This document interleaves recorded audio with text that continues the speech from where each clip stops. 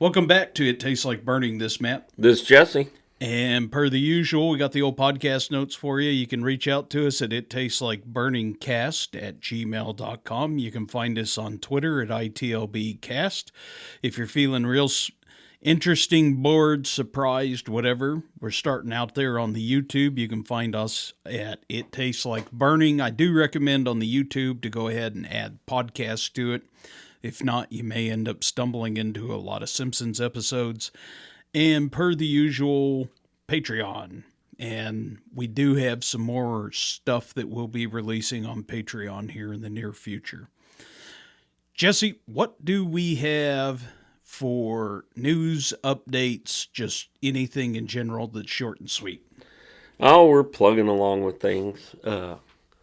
One of the cool things is that you recently, in fact, yesterday, were at a leadership symposium, I guess it was.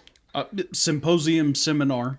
Yeah, that's pretty cool. You've been telling me about that, and I think we'll dive into that today. And just plugging away with things and ever vigilant in training and keeping the ball moving forward. Yeah. So on this, the symposium seminar, the actual title of it is the SFFMA Leadership Development Seminar.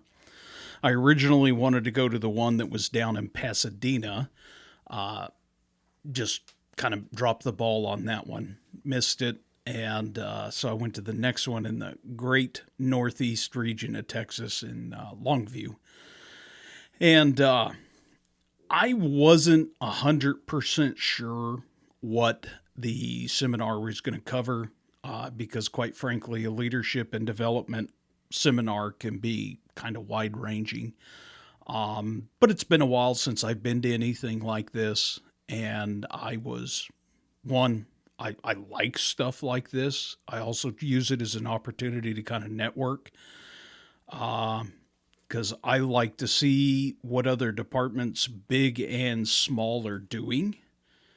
And it's, to me, just kind of not only refreshing, but interesting to hear other perspectives out there. The whole class was taught, in this case, the lead instructor was Chris Barron, former executive director for SFFMA. And without going into a ton of history on Chris, he's got a volunteer background. That's where he started. And his department has transitioned into being a full-fledged ESD, and they're a compensated career department now. And Chris still is active with the SAFER grant and SFFMA for teaching several classes. This is just one of many. I personally think the class was really good. For us, and I'm going to sound like kind of an ass when I say this, and I don't mean it this way, and we'll go a lot more detail in this, but there was a lot of stuff that we've already done going into this. After the full class was all said and done, there's a lot of stuff that we've already implemented, and we're well beyond the implementation phase. We're at version 2 or 3 with where to start here. But along those lines, Jesse, the fact of the matter is we've always said this, our organization is not the standard. We're the exception. Right. Yeah, definitely that. And the fact that most of this stuff that and I read through the notes of the class and looked at the PowerPoint printout, but most of that stuff that we've already implemented or worked through, the advantage would have been the time frame, right? Right. It would have been completely different if I was a brand new chief, or even preferably before chief, and had this roadmap. And I would argue this is a pretty legitimate layout. Is there things to tweak? Yeah, of course there is. Every organization's going to have kind of their different caveat and area to focus on. But at the end of the day, the great question of where do I start? Now, go to this seminar, sit through this class, and they're going to give you where to start. To no shock, it's training. Right. Yeah, we harp on the fact that training is kind of the linchpin of the whole thing, right? Yeah. And that's something that I knew 20 years ago. Yeah. And just from observation and knowing how to,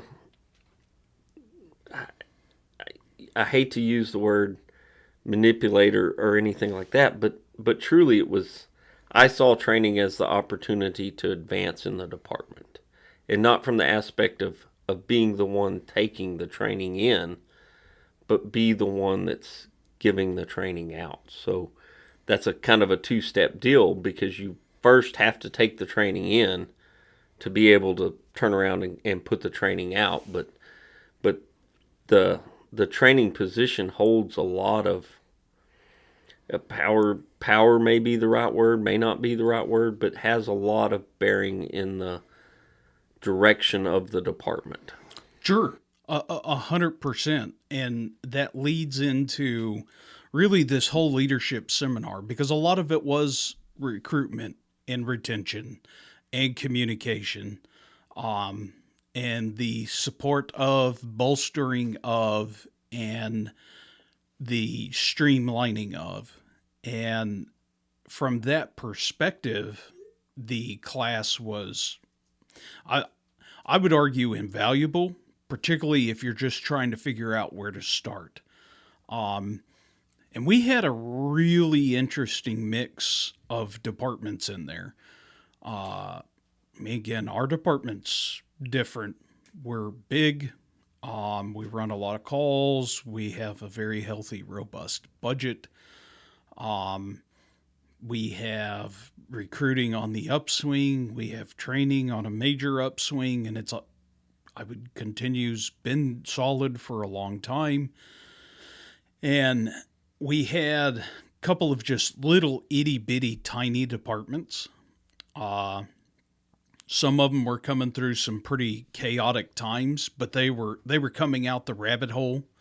And yea, though their fluffy tail was dusty and dirty, they came out. And I would argue that they're definitely looking down the right path.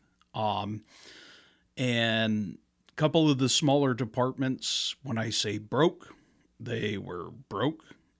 Funding was a problem for them. And I just inadvertently happened to sit down with a combination department that on their career firefighter side, they're in good shape.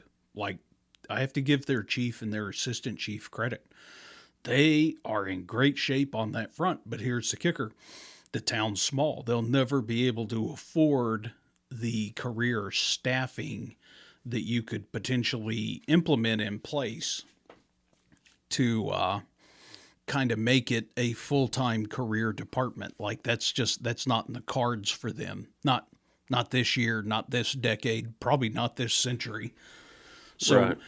The thing that they were having to kind of work on was building their volunteer base inside the organization. And it's one of those things where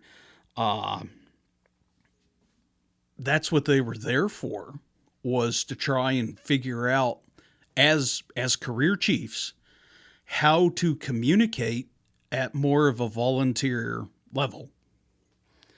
And they were, quite frankly, they were fun to sit with. I enjoyed talking to them guys. Yeah. Yeah, there's so much of this stuff, and it, even if you know the right answer and you know the path, the step 2 is the harder part, right? How do you move forward now that you either knew it or you learned it from some source, or intuition told you that this is the path, right? Or you attended this seminar, and the seminar tells you this is the path. Well, you're a lone duck out there on the lake. How do you get to that point to where you can actually do some of this stuff? Because it's not a one-man job. No, and this is, even before we started our little podcast, this was something that we were talking about. And I think if I had to put my thumb on what the secret sauce is, I would say that I'm not alone. You're not alone. We're not alone. We're working together. Now, the true luxury in this is there's a third person, Gene. Yeah. And that, I mean, again, the class, and I hope to everyone, if you're listening in Texas, find time to go to this class. It's good. You need it.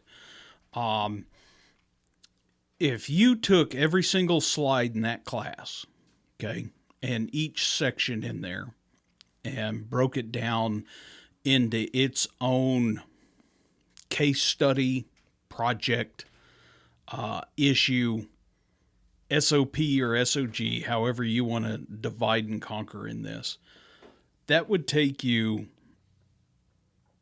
15, 20 years to flesh out. But if you have two people, same amount of attention, effort, God forbid, maybe they actually have the ability or experience or background to focus on one of these things.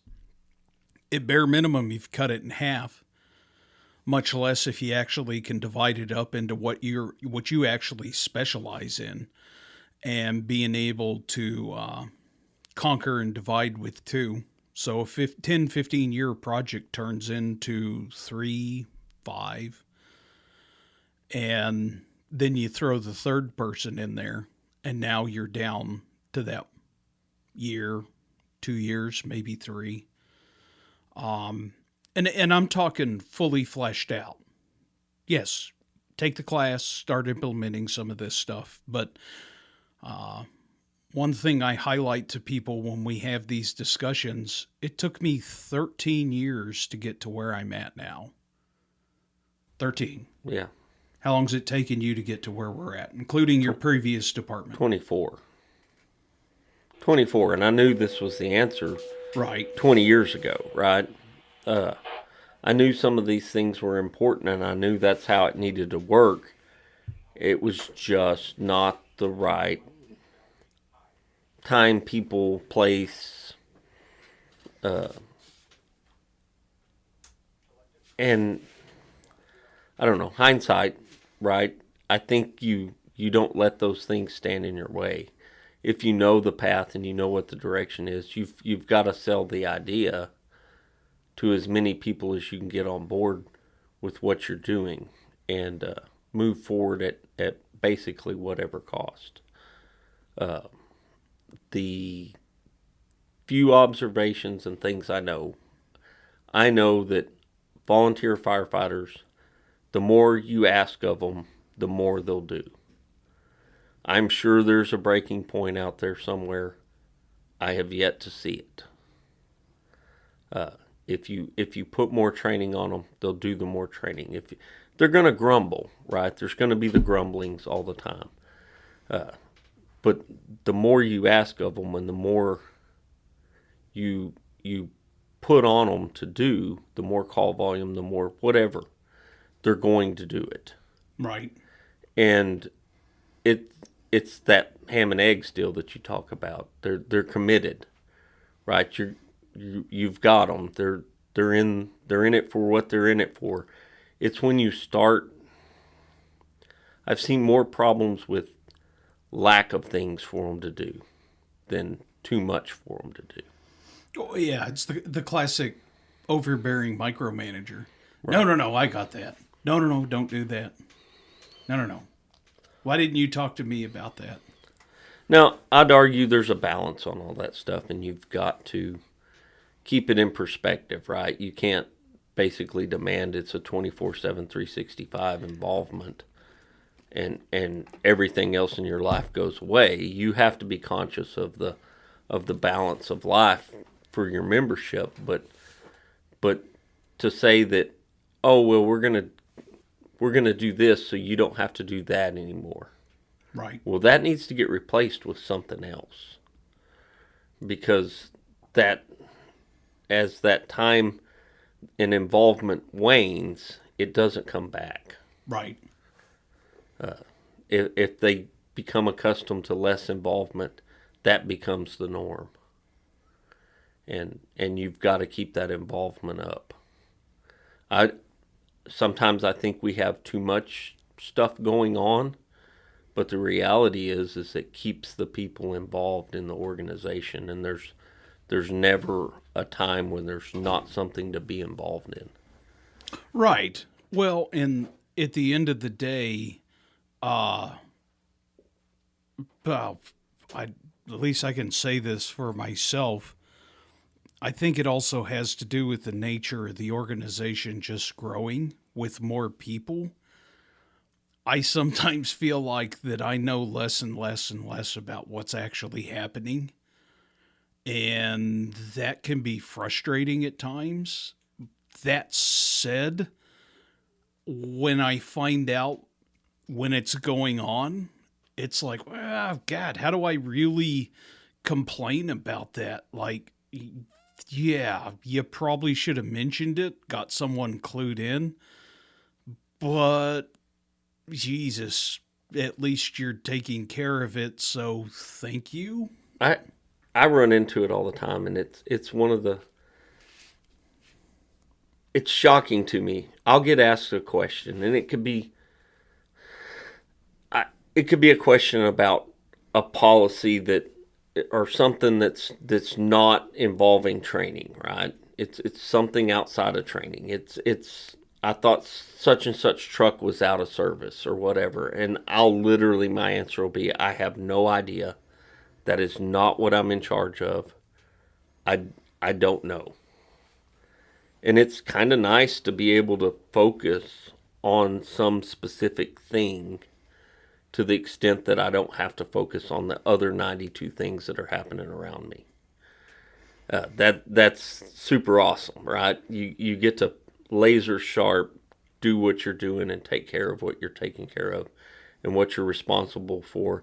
And all those other things that I'm not responsible for, I could care less. That person's in charge of that. They'll make the right decision. I don't have to worry about that. I had this conversation just relatively recent, and I don't know if I handle it different. Looking back on it, there's a really good chance I'd have said the exact same thing. The question came to me about a station captain and them doing something and then not allowing another person to do it, and it needs to go through them. And the question was, why do I have to do that? Why can't I go to the other station captain and just go through this? And it's like, do I really need to hold your mitten through this to explain why that's a terrible idea? There's a reason that station captain is that station captain, and that he has an idea what's going on inside that station. So going and getting permission from the other station captain that doesn't know anything about that station, how does that benefit anyone? Like, what on earth are you talking about? Yeah. And then the thing I finished it up with was, I don't think this person actually realizes they do this. They have a tendency to always interrupt me when I'm actually doing something relatively important. And it's always, I don't know, it's not that I'm doing department business nonstop, but like in this particular case, I'm on the phone with the commissioner, and they want me to stop the phone call with the commissioner because they want me to answer their question right now. Okay, obviously the building's on fire, so that's why we're going to stop this conversation. And I tell the commissioner, hey, I'm terribly sorry. I have something that just popped up. Can I call you back in like 3 minutes? So this happens and this question's asked. Why can't I just get permission from the other station captain to be able to do something at this station? I was beside myself on it. It was just like, I had no clue that you needed that much mitten holding. Yeah. Like, what are you talking about? That is an insane question. You should have really thought about what that before you even asked me that. In fact, now that you've done that, I'm going to have you, this is your next assignment. Go ahead and talk to the current station captain that you have this problem with and explain to them and how you thought this was a good idea. Yeah. I bet they'll be able to help clarify that for you. Yeah, we'll go ask Mom because Dad said no. Right. Oh my God. Like I said, it was just beside myself with it. And I realized that we kind of segued in bird dog there, but technically that's kind of a subject line item that we had a discussion with in this, not that exact scenario, but that was the kind of the purpose of this leadership class was, to emphasize, communicate how to tentatively figure out how to become a leader. What kind of leader are you? And that all comes from, and I personally think we could have spent a whole day just on this one thing. So they had us, let me dig that piece of paper up real quick. It was in front of me. We took an Enneagram test assessment, very short version, 36 questions. Kind of a novel thing. I take the test, do the score, and as they're collecting everything up, I tell Chris Barron, I'm like, I think I tested positive for schizophrenia. And, he kind of quirks an eyebrow and looks at me, and he's like, why do you say that? And I'm like, it's because I scored evenly in several sections. And he grabs it, and he kind of looks at it, and he's like, that's weird, and then walks off. And the purpose of the test is to kind of help you find what you're more dominant isn't the right word, but a characteristic that you would fall heavily into. And coming out of that, the combination department that I was sitting with, they do this test. And they were talking about the benefits of it. And when you really start to go through the test and you look at it and you get these dominant character traits, and I was talking to Jesse about this, I'll just read them real quick. They have the reformer, the helper, the achiever, the individualist, the investigator, the loyalist, the enthusiast, the challenger, and the peacemaker. And the example I gave is you hand this out to your potential new officers. And those can all be preferred character traits for specific individuals. So if you had the helper, someone scored really high on the helper and like the enthusiast bracket, that sounds like a good training officer to me. Whereas when you start getting to like operations, someone that's an individualist and a loyalist or even a challenger might be a good one there. And the idea of this is that you hear the classic, well, we tried him in this position, but it just didn't work. But we tried him in that position and they were fantastic. Yeah. This might help you narrow that down.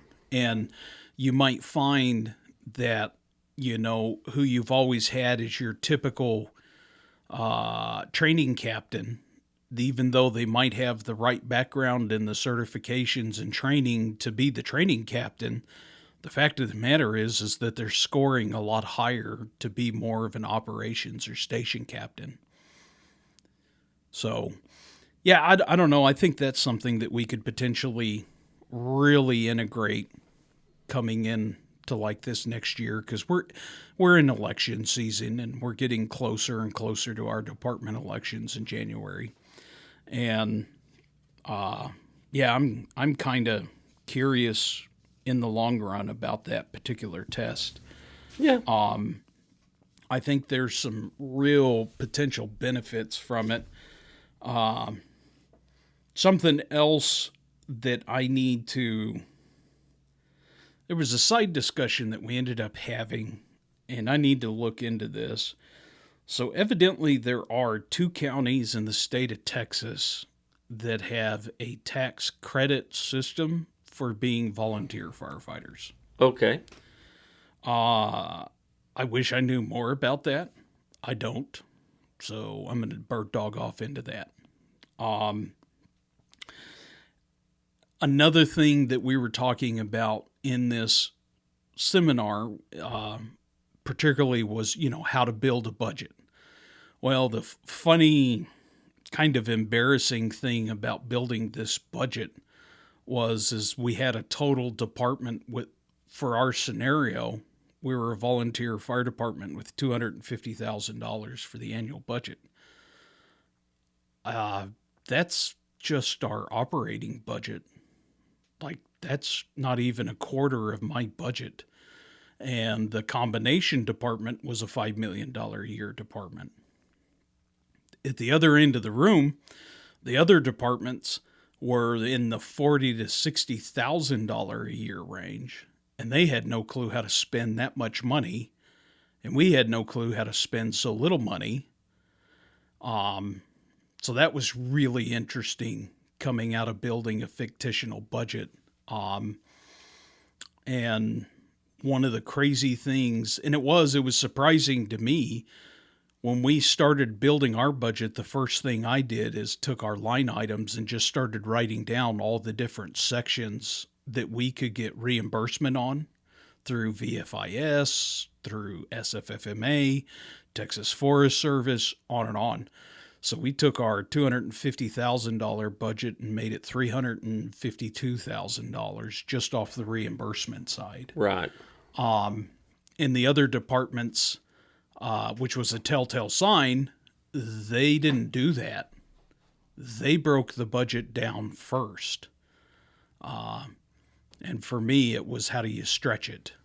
So that was something that was kind of unique that came out of it.